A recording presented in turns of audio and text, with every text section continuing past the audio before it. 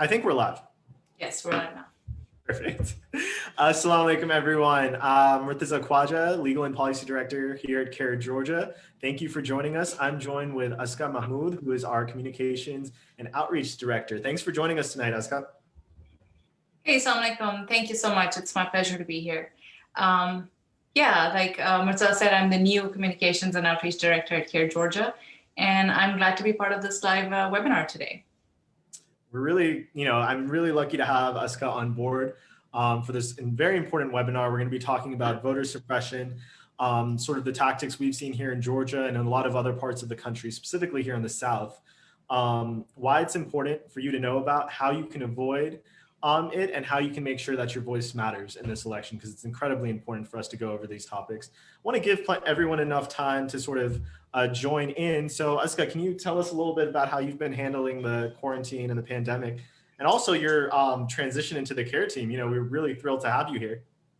Yeah, thanks. So, early on in the quarantine, it was definitely more challenging, but alhamdulillah, it seems like as time has gone on, people have found their groove, and so have I. So I've been able to set up systems that need to run work and family. And it's just actually been an absolutely wonderful transition to the CAIR Georgia team. And I'm not just saying that because, I'm talking to you, but it's good because we're all working from home, and the team is so collaborative. It's easy to split up tasks and stay up to date. So that's good. It's good to know that you're safe while working from home, Absolutely. I think it's something that I'd really appreciate that the CAIR Georgia office did very early on. In mid-March, we made the decision to work from home, and we haven't been back in the office yet, barring a couple of times where we just need to move things around.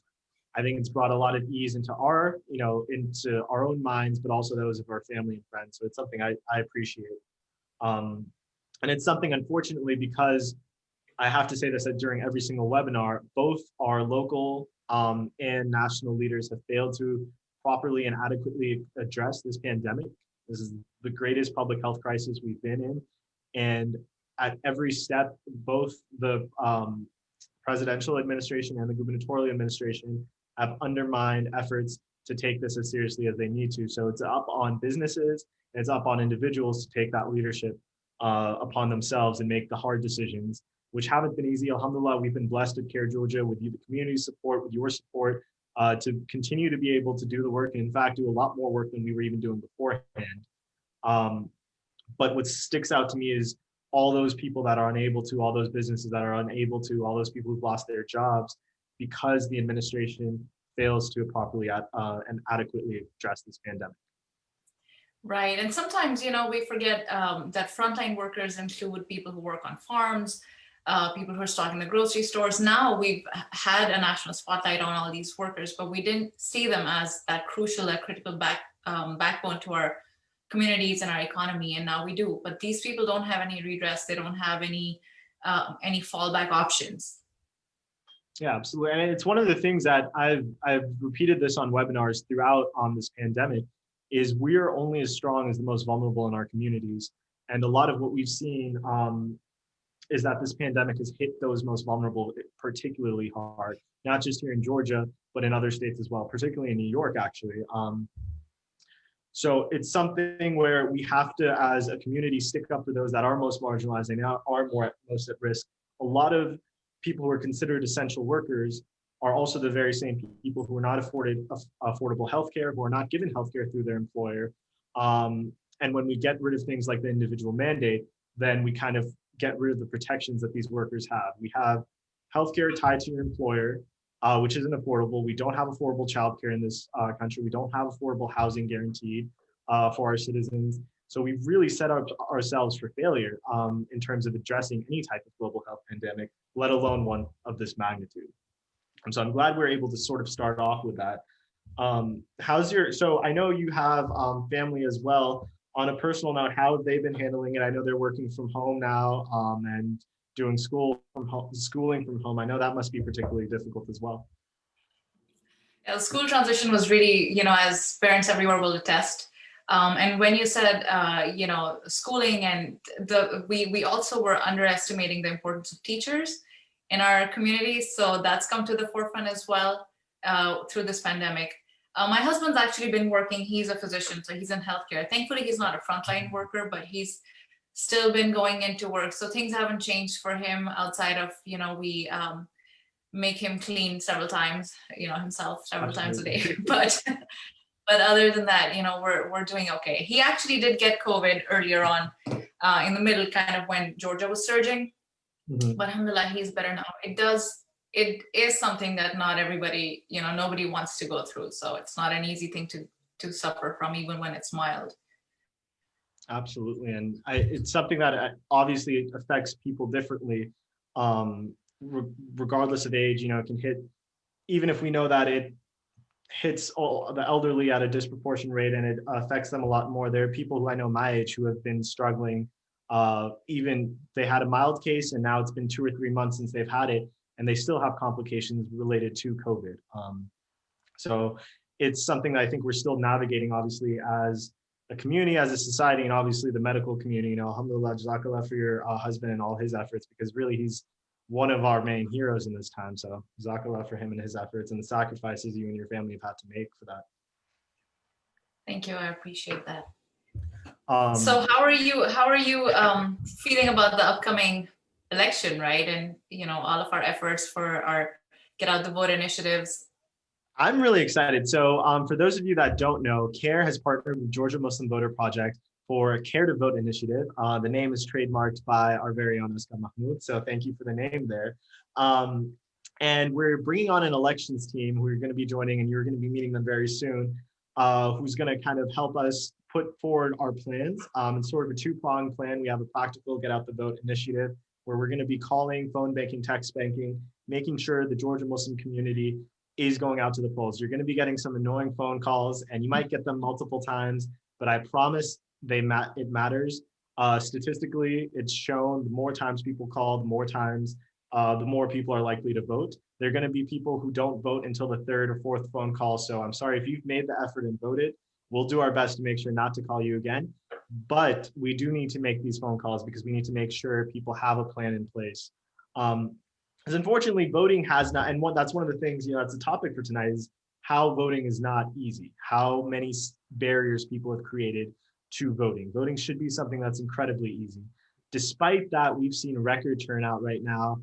We've seen lines in precincts, which honestly is not something that should be celebrated because it's a sign of our democracy not working, because voting, again, should be something that's very easy.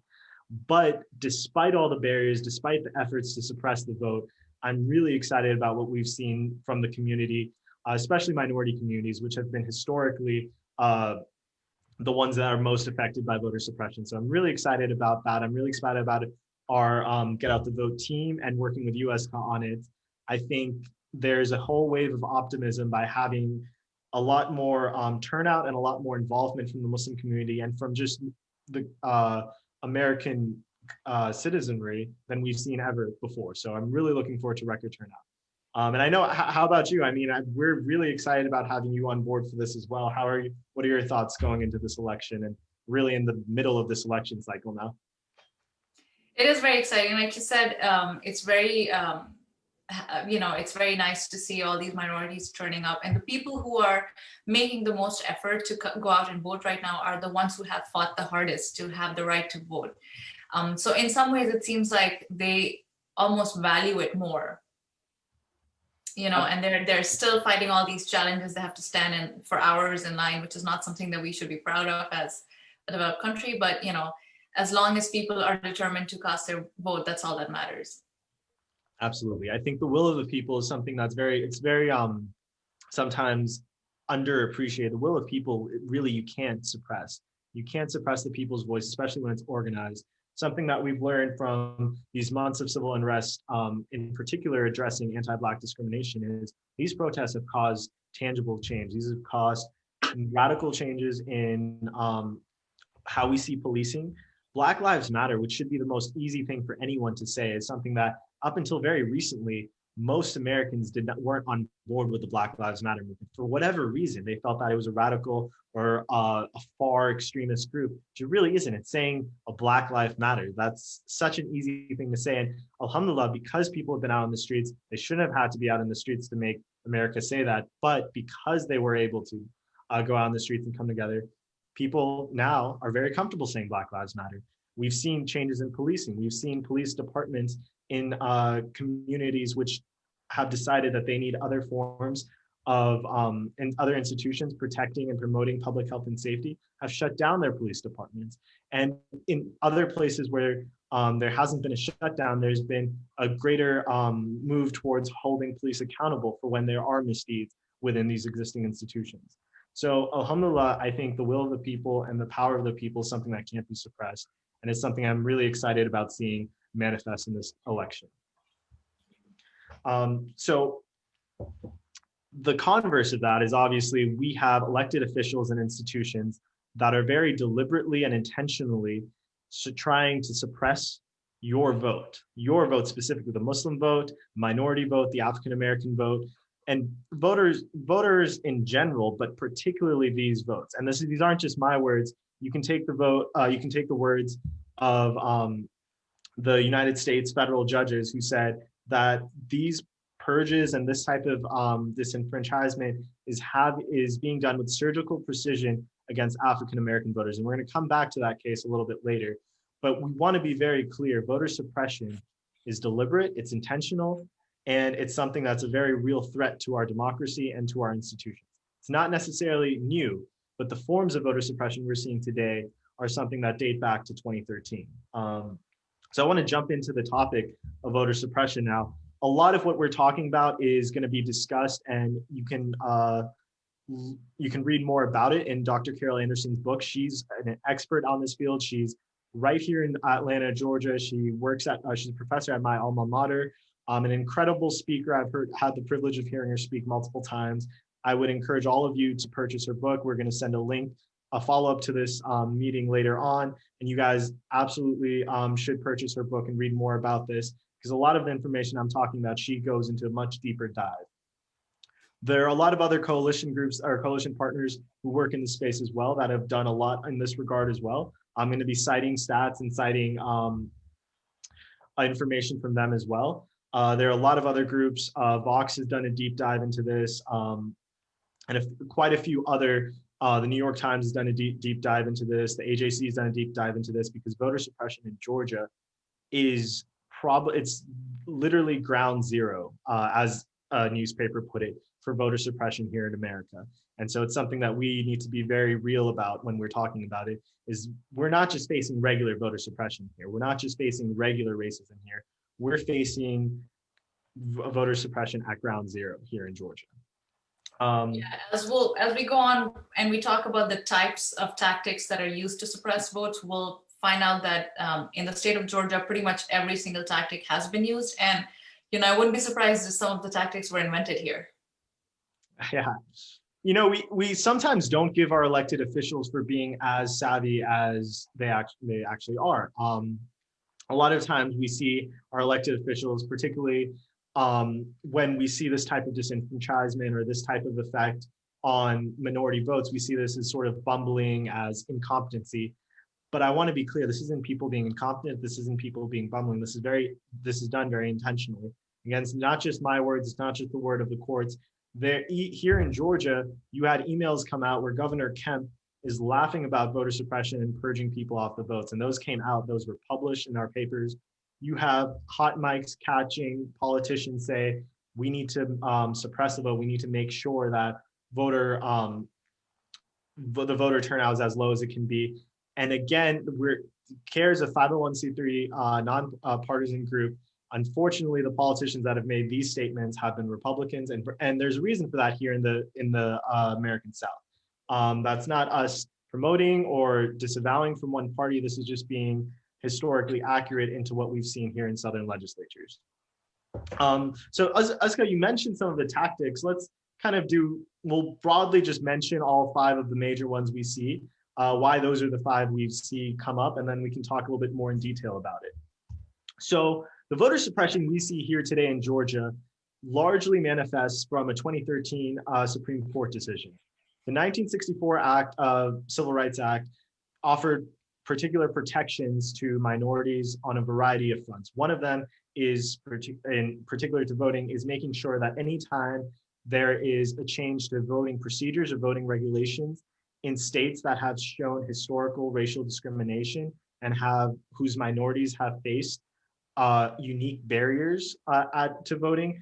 Anytime those states had any change in voting regulation or procedure, though that had to be pre-approved or it needed approval from the federal government. You couldn't just pass an ordinance, you couldn't just pass a law. It needed federal approval.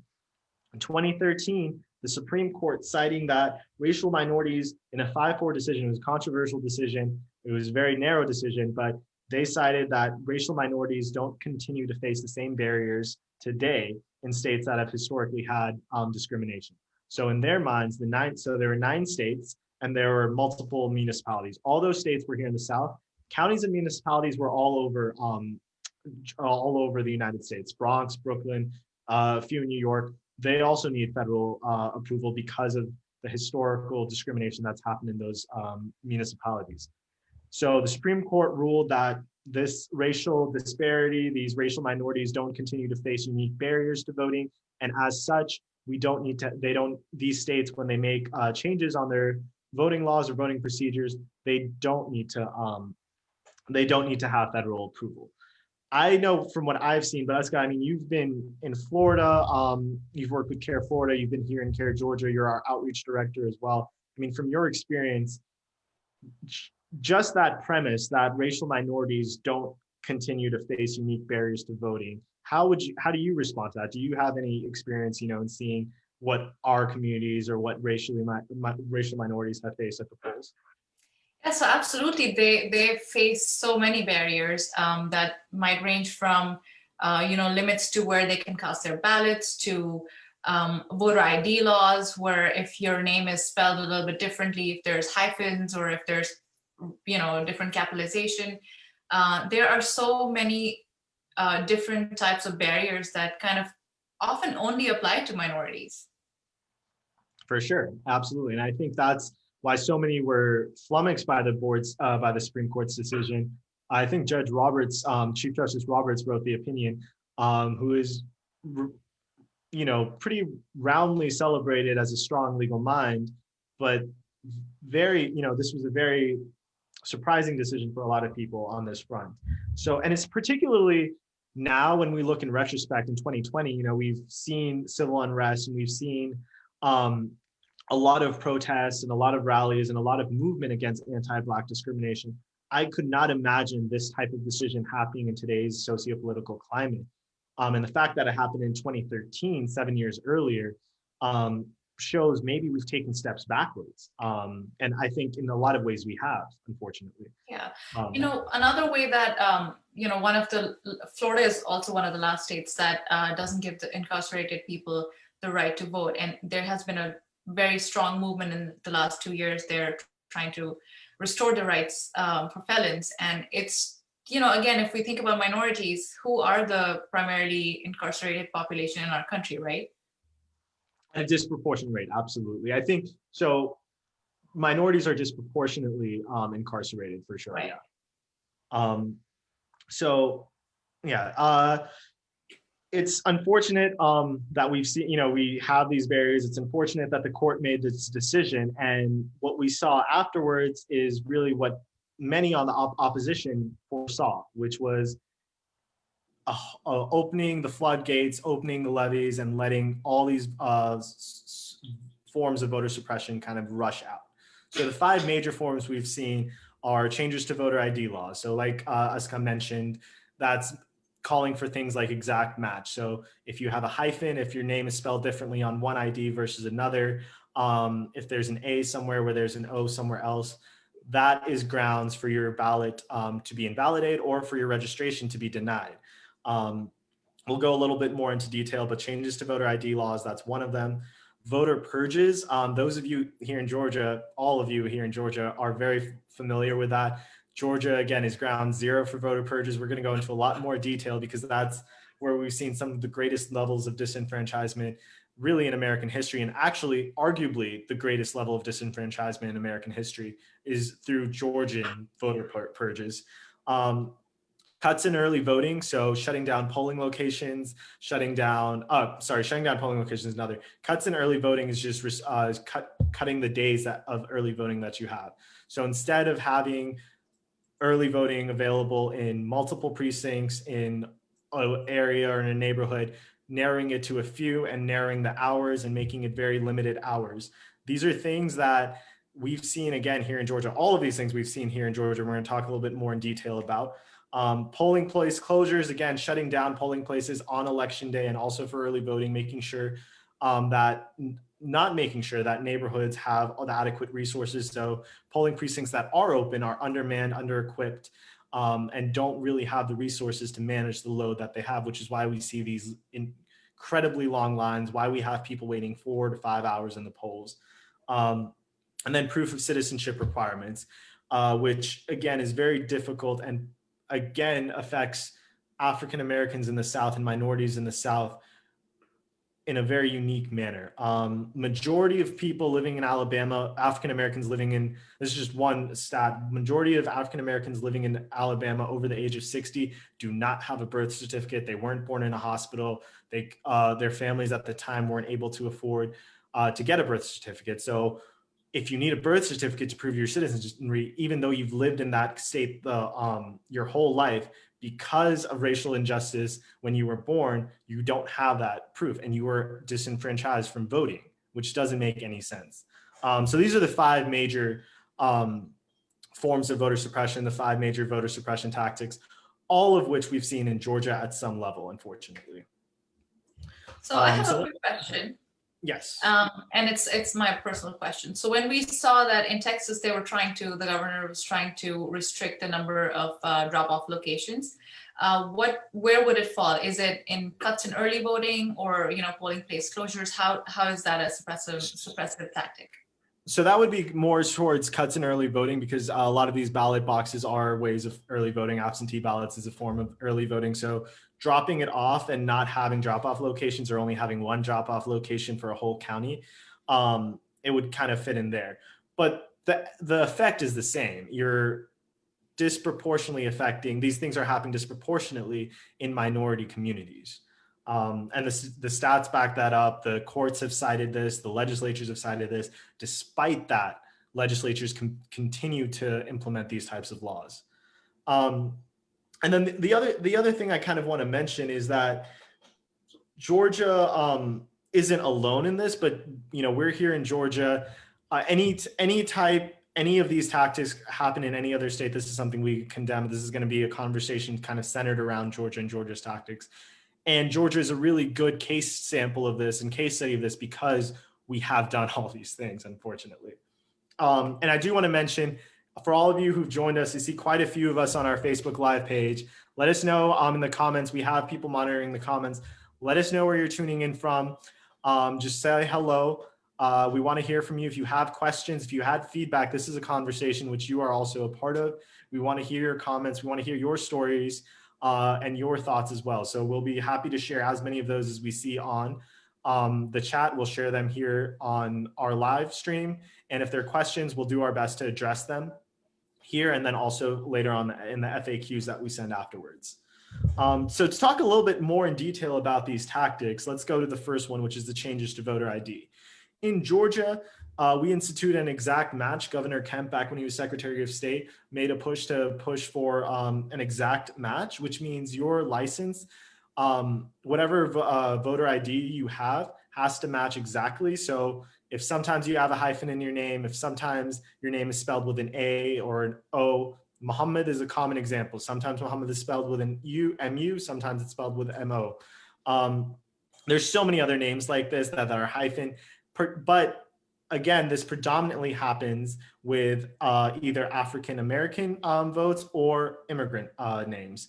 This is also something we've seen with exact match is people's names are cut off when their names match those of someone else who is disenfranchised. But the problem is this doesn't happen equally across the board. They pick particular names that are predominantly either African-American or Hispanic. So I think this was in Mississippi, they picked the name Washington. So the last name Washington in Mississippi, 90% of the time, if your last name is Washington, Mississippi, 90% of the people, the surname Washington, are African-American. So with that name, they if your first name and last name matched, or your first initial sometimes and the last name Washington matched, you were purged off the list, which you can imagine Washington is a very common name. So there were a lot of people who were purged off lists and cut off lists because of an exact match situation, or because of a voter purge situation, which should not have happened. In Georgia, there were 53,000 voter applications in limbo in 2017 because of an exact match problem. We saw lots of ballots tossed out, and we saw lots of registrations denied because of an exact match situation, particularly in Gwinnett County, which we know has a very large immigrant population. So it's something the Muslim population it needs to be aware of. Luckily, the courts have ruled that the courts in Georgia have ruled that this is something that in its effect has disproportionately affect minorities and should not be implemented later on. So this is something that your ballot should not be tossed out for an exact match issue. But again, if you have these issues, we have a voter protection line that we're going to be setting up, and we're going to be sharing that number with you in the coming days. We're going to have an elections team that's guaranteed to try to at least resolve your issue. We don't know if we're going to be able to resolve it, depending on if and when you reach out to us, but we'll do our best to resolve it or put it up into the hands of those who can. The second tactic we've seen, which is the biggest one we've seen really in Georgia, is voter purges. From 2012 to 2016, when Governor Kemp was Secretary of State, 1.5 million voters were purged off the voting list. And this is before the largest voter disenfranchisement in history in 2017, where on one day, 500,000 people were purged off the list. Out of that 500,000, out of those 500,000, 107,000 of them applied pretty soon after to renew their registration, which begs the question is how many rest of those who didn't apply were actually valid voters who just still don't know that they were purged, because a lot of times these purges were done without giving them proper notice and without giving them proper opportunity to maintain their place on the rolls. They were purged. Governor Kemp, again, and that's something we've seen. Legislators have cited voter fraud as the issue for why all of these laws are implemented. Loyola Law School did a study. Out of 800 million ballots from 2000 to 2014, there were 35 credible allegations of voter fraud. Out of 800 million, 35, not 3,500, not 35,000, 35 credible allegations of voter fraud out of 800 million ballots. So all these laws we're implementing, all the millions or billions at times potentially of dollars we're spending in the industry to address voter fraud in the guise of voter fraud is really just money to disenfranchise Black and minority voters. And that's, again, intentionally done. So these voter purges are done in the name of protecting us against voter fraud, so that people who are dead don't vote, people who don't live here don't vote. But if you look at the stats, Loyola Law School did this study, 800 million ballots from 2000 to 2014, 35 instances of credible allegations of voter fraud. And because of that, you've purged over 1.5 million people, or you purged 1.5 million from 2012 to 2016, and then another 750,000 since then. So over 2 million people, Governor Kemp's tactics, first while Secretary of State and now as governor, he's purged over 2 million voters to protect us against 35, and that's nationally. That's like nationally. So in Georgia, it's known as the use it or lose it policy, right? If you're not, if you're inactive, quote unquote, then you lose the right to vote.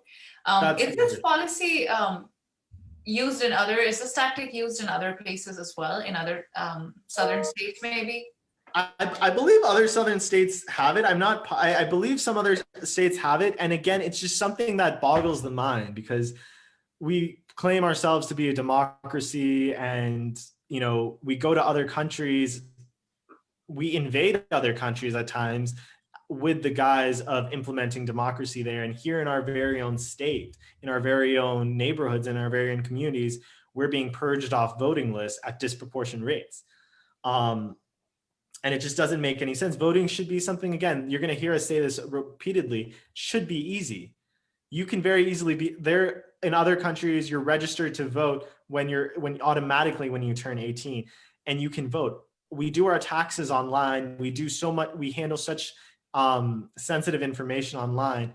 we should be able to vote online. Voting should be easy. It shouldn't be this difficult thing that we're making it. There's no other right in that the Constitution protects that has a use it or lose it as a use it or lose it policy. If you don't use your freedom of speech, you don't lose your freedom of speech. That's absurd to think that because you don't exercise that right at one time for 3 years, then you lose that right. That's an absurd thing. Or your right to remain silent when facing criminal prosecution. Again, that doesn't make, if you don't use it for 3 years, that doesn't mean you lose it. That right is inherent. It's given to you as an inalienable right, so it can't be taken away. The right to vote should have that same sanctity, particularly in a democracy. So the 2017 in July, when over 500,000 voter names were purged off the list, that was the largest disenfranchisement in American history. There's been no other time in American history, and we have a pretty dark and sordid history with our electoral politics. African Americans could not vote for a long time. Women were unable to vote for a long time. This is the largest disenfranchisement we've ever seen, where people who previously had the right to vote lost their right to vote in a night. And we're in 2020 here, and we're fighting this fight in the courts over voter disenfranchisement, and it's crazy to me. But it's something that we need to be aware of. So if the use it or lose it policy, if you haven't voted in 3 election cycles, that means your name has been purged. If you go to try to vote on election day, your ballot will be thrown out because you weren't registered. So there's the mvp.ga.sos website that you can go to. I might have gotten the order wrong, but the Secretary of State My Voter page website, you're able to go to, and you check your registration status. Unfortunately, it's too late to register if you haven't already registered, but you can still check your registration status just to confirm and make sure that you are registered. And in future, make sure that you're registered for future elections. The other thing that Aska, you brought up was the cuts in early voting. So this is the third sort of tactic we've seen after voter purges, is we've seen cuts in early voting. So that's cutting hours in places that that have early voting, and that's not also having enough polling locations open for early voting, because obviously every single precinct isn't open on early voting, but maybe they should be. Maybe there should be a lot more precincts that are open for early voting. Why are we, again, making it more difficult for people to vote? As many of you have seen in the papers, both the national and local media, there's been huge lines, which is great for turnout and gives me a lot of optimism and confidence in the Georgia community, but it is incredibly worrying that these cuts in early voting is absolutely going to cause people not to vote. There are people that won't vote and that won't wait in line for 2 or 3 hours, or that can't vote in line for 2 to 3 hours. One of the biggest things we've seen, one of the biggest problems we've seen, is that election day is not a holiday for a lot of people. Exactly what I was going to say. Absolutely. If you have a faulty machine, if you have too few machines, for any number of reasons, you can be stuck in line on election day, and it's not a holiday. So how are you supposed to leave work, give up your wages for the day and stand in line to vote, and you're not even guaranteed? Absolutely. And there are people that just aren't able to. So even if you are able to leave, privileged to leave work, privileged to take time off if you're getting paid, or if you're not getting paid, privileged to be able to forego your wages for that amount of time, which you shouldn't have to do in the first place. Even if you have that privilege, you still may be unable to vote. And so, which makes early voting so much more important, because we need to afford everyone the opportunity to vote. So when we have these long lines, even in early voting, people are going away from their families. We're living in a pandemic right now, so people don't feel comfortable being around dozens or hundreds of people even outside. So it doesn't make sense for people to be just waiting out for hours at end. So, and again, disproportionately affects people of color, and disproportionately happens in minority communities. An African American is 45% more likely nationally to wait in line for over than 2 hours. Hispanics are also about 40%, or wait 40% longer than white Americans. And when it happens systemically at every single step of the process, again, it's being done intentionally. There's a reason that this is happening. It's not done by accident. It's done by design. Um, so these cuts in early voting, we're seeing them directly. You can turn the news on right now, I bet you, on Fox 5, on Channel 2, on CBS. You'll see the lines and you'll see the very real effects of voter suppression in our communities. And if you go to the polls, which I hope you do, or I hope you vote from absentee ballot, if you go to the polling place for early voting, you will see the lines and you'll see again the effects that voter suppression has at a very real level. The other major thing we've seen in Georgia is polling place closures. And this isn't actually just in Georgia. So in 2016, there were 868 fewer polling locations nationally. So we almost nationally, even though obviously our population grew, turnout grew, there were almost 1,000 less polling locations. Which why are we making polling more difficult? Why are we making it more difficult for people to vote? Why are we taking resources away from our election system? If anything needs to be invested in, it is those institutions that promote and protect our democracy. And obviously, our election is one of them. So shutting down 816 polling locations throughout the country. Georgia, there's been a study done. Again, most polling locations that have been shut down have been in majority minority areas, which means the areas have a majority of minorities living in that area. That's where a majority of these polling locations have been closed, which means instead of a person having to travel 1 mile to get to their polling location, which serves 100 people, now they have to drive 10 miles to go to their polling location, which has to serve 1,500 or 2,000 people, and is being under-equipped and undermanned even then. Again, disproportionately affecting people of color, and again, by design. These polling place closures have a very real effect. In the past elections, this has happened. We've seen, because of this, we've seen other polling precincts that are open, the existing ones that are open, be overwhelmed, and they have to either stay late, or because they're under-equipped, many of them are under-equipped, they have, like Oscar mentioned, faulty machines, or they have some other issues. And again, it seems like it's an accident. It seems like, oh, election, things will happen. But if you look at the number of things that happen and number of things that go wrong, this is very much so by design. You don't have to take my word for it.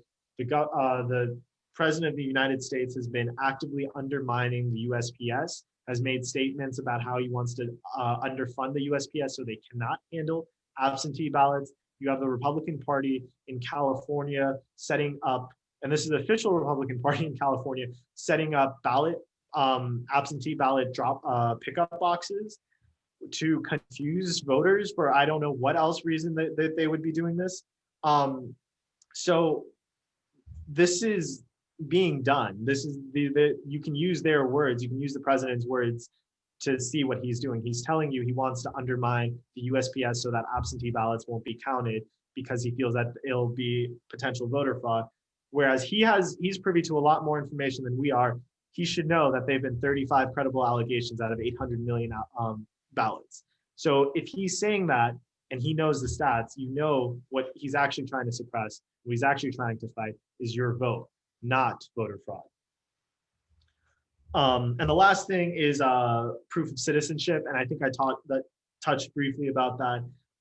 It's just calling for birth certificates for people a lot of times when they're getting their voter registration, something that not everyone has access to. And again, disproportionately affects minority communities, immigrant communities, African-American communities, because those are the ones that historically have not had birth certificates at the same rate that white Americans have had. So that's really just the sort of most concise overview I can do of these voter suppression tactics, how we've seen them in Georgia.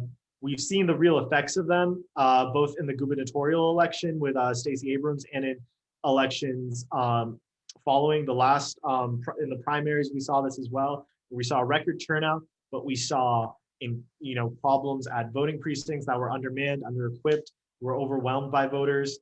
And we saw a lot of voters whose ballots were thrown out. This is something we want to fight against, and we want to make sure that if you vote and if your ballot goes out, it is counted. One way to guarantee that is by voting absentee ballot. Our deadline was was October 14th, which was yesterday. But if you haven't applied for an absentee ballot, you still have time to. We still ask that you do. And once you receive it, instead of mailing it, which you can very easily mail it, because there's an active effort to undermine the USPS, we call on you to go to your Dropbox location, drop it off. You can track all of this on My Voter page, the Secretary of State's website, and see your ballot actually being counted.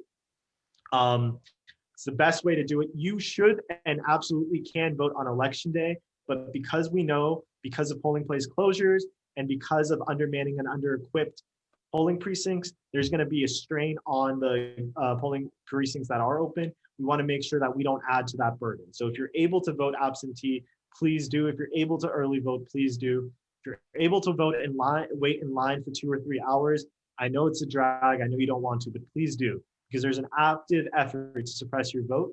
And they wouldn't work this hard to suppress your vote unless they knew that your vote had power. The will of the people, as I said earlier, is something that can't be suppressed.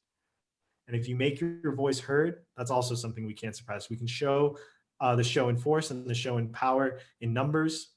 And that's what we're calling on you to do, inshallah. So Azka, so from your perspective, I know as the outreach director, you've done a lot of outreach with our masajids and our communities. What would you call on people to do? What do you think is the best way to sort of actively fight these forms of voter suppression tactics we've seen Georgia engage in the last few years?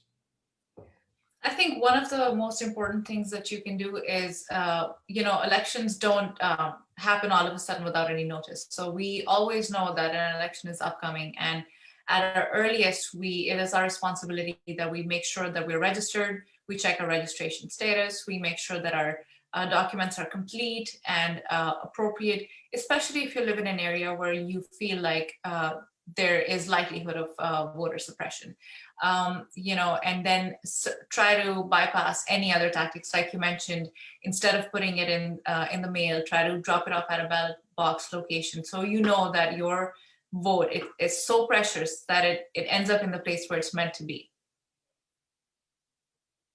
Absolutely. And I think you brought the due diligence, unfortunately, because our administrations and our legislatures at this time have not taken the step to protect the sanctity of our vote. The onus is upon us to do that due diligence and on our groups. But I've been very impressed with the turnout we've seen and the persistence we've seen and the resolve I've seen from our communities in coming out. You made a really good point though about sort of how precious your vote is, and can you go a little bit more into that about why are our votes so precious? Why is it so important for our community in particular that we vote?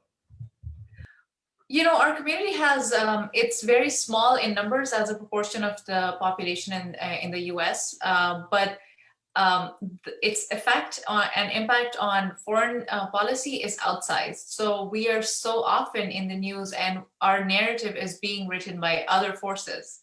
Our choices have been made for us all along, and it's time that we take back the power. And the best way to do it in a democracy is through your vote, to make sure that you not only push forward political representatives that are from your community, but also align with and empower the politicians that are listening to your voice and that will further your cause.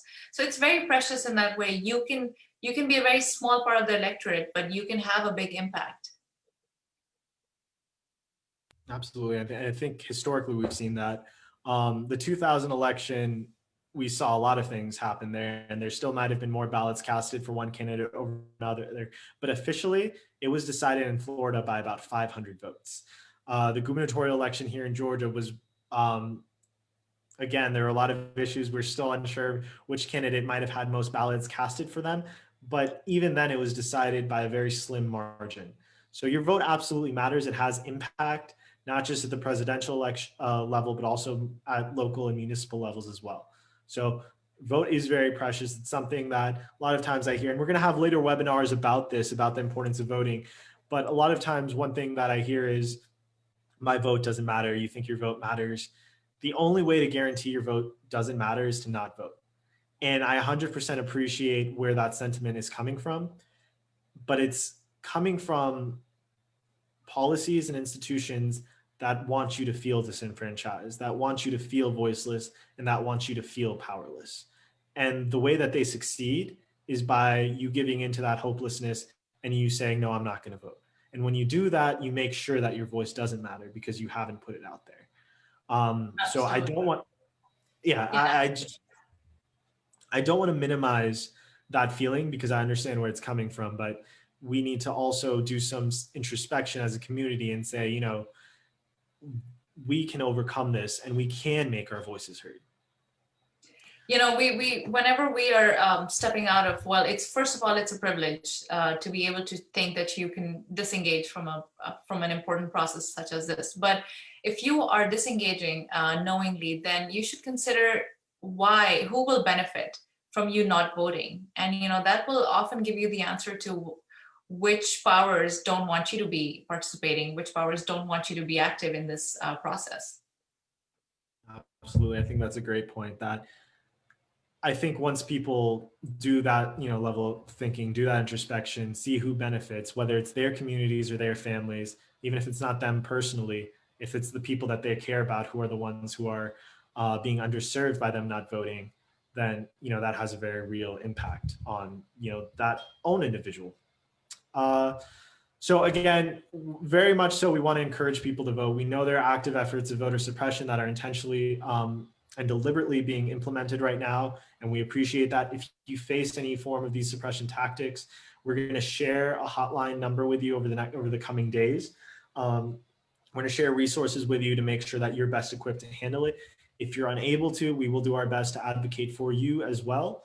And for those of you that are voting, please send us your pictures. Don't take a picture of your ballot. It's legal in Georgia. We don't want that. Take a picture of your sticker or take a video and just tell us a quick story, whether it's 10, 15, 30 minute, 2 minutes. Let us know about your voting story. How did you vote this time? Was it your first time? Was it your second time? Was it your mother's first time? If it was her first time, just talk us through that experience. We really want to hear about your stories and your family stories and the community stories. Because what we see from this is it gives our community a voice, and it makes those people who feel that they're voiceless and that their vote doesn't matter, it shows them that it does because it has this very real impact. So please share that with us. We're going to share a link. Iska's going to put that link up later on, and you can send that over to our Facebook page. You can send that over to us, tag us on Instagram or Twitter, and we want to hear and highlight your stories and your election stories. We really want to highlight those. Yeah, and if we get, if you send us our story, use our hashtags. I've just shared it on the chat.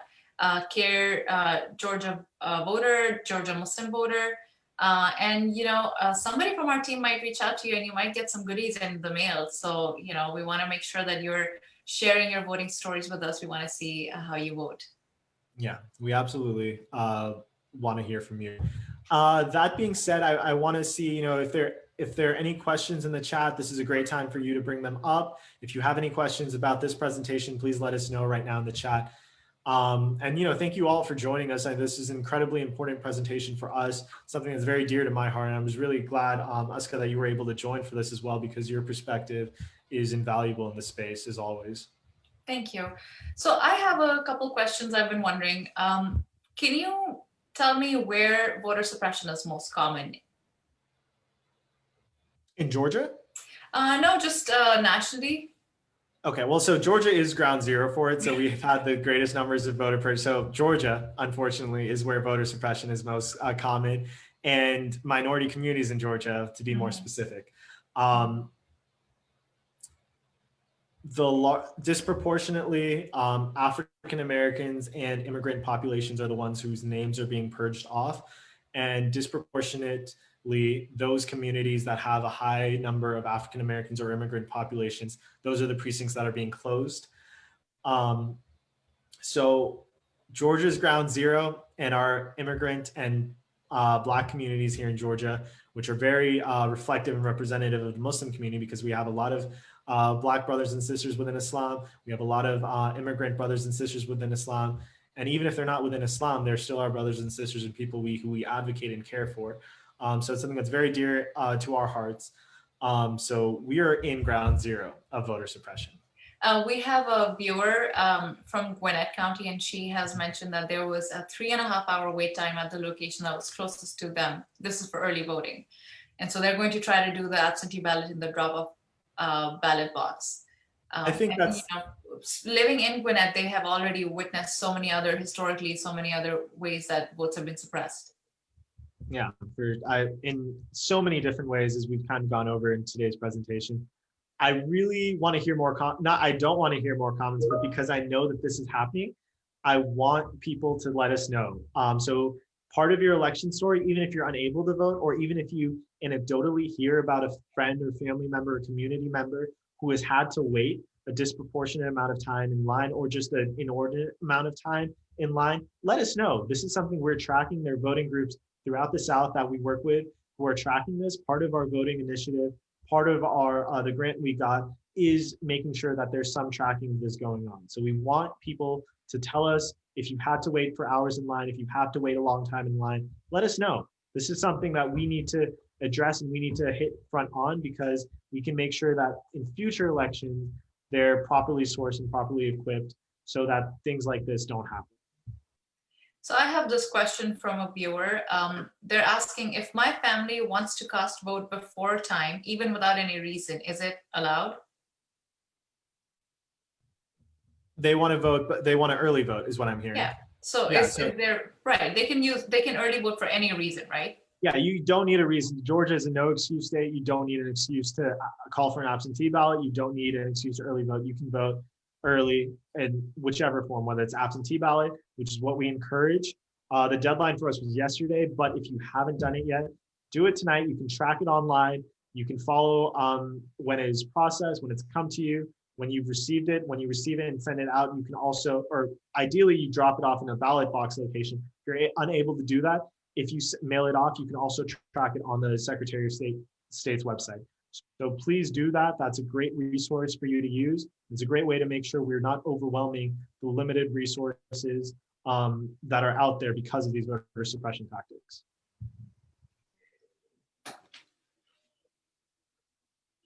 If you would like more information on anything that's related to the election, we're sending out regular emails. So please subscribe to our emails. I'll drop the link just now in the chat and elsewhere on our Facebook page. So please subscribe to our email and you will receive recordings of webinars and important FAQs. Anything that you have, or any questions related to the election, we'll be able to hopefully answer, inshallah. Inshallah. And again, we're only as strong as the community support. So because of your support, we've been able to enter into this electoral politics stage, and we've been able to provide these resources for the community. We've been able to bring on an elections team that will be able to serve the community. And the more you're able to support us, either by subscribing, donating, or any other form of support you're able to do in your du'as or prayers, that will manifest itself tenfold in the work that we're able to serve and how we're able to serve you. So please do subscribe. There will be some great resources that are coming out. And the more we hear from you, whether it's on social media or in emails, the better we can serve and the better we can be reflective of the Georgia Muslim community.